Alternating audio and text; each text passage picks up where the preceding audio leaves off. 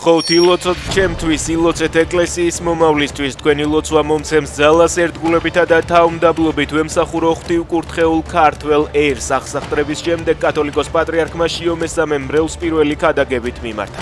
პარალელურად კი სასულიერო პირები პატრიარქის პირველ ნაბიჯებზე საუბრობენ და ანონსებენ, რომ დღის წესრიგში დადგება აქციებზე დაკავებულების გათავისუფლება.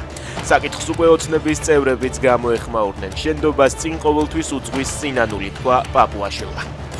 ამერიკის შეერთებული შტატების შიო მესამეს კათოლიკოს პატრიარქად არჩევას ულოცავს. დიდ წარმატებას უსურვებთ და ველით საქართველოს მართლმადიდებელ ეკლესიასთან, მსოფლიოს ერთ-ერთ უძველეს ქრისტიანულ კონფესიასთან, ჩვენი საერთო კულტურული და ცივილიზაციური მიზნებისთვის თანამშრომლობას წერია საელჩოს მიერ გავრცელებულ განცხადებაში.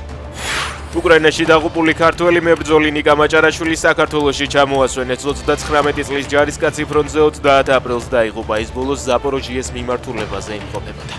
დაუწესეთ ინდივიდუალური სანქციები მომიტინგეების წინააღმდეგ რეპრესიებზე პასუხისმგებელ პოლიტიკურ პირებს საფრანგეთის ეროვნულმა ასამბლეამ ქართული ოცნების წინააღმდეგ რეზოლუცია დაამტკიცა. დოკუმენტის ავტორი საფრანგეთის პრეზიდენტ ემანუელ მაკრონის გუნდის წევრი კონსტანს ლე გრიპია.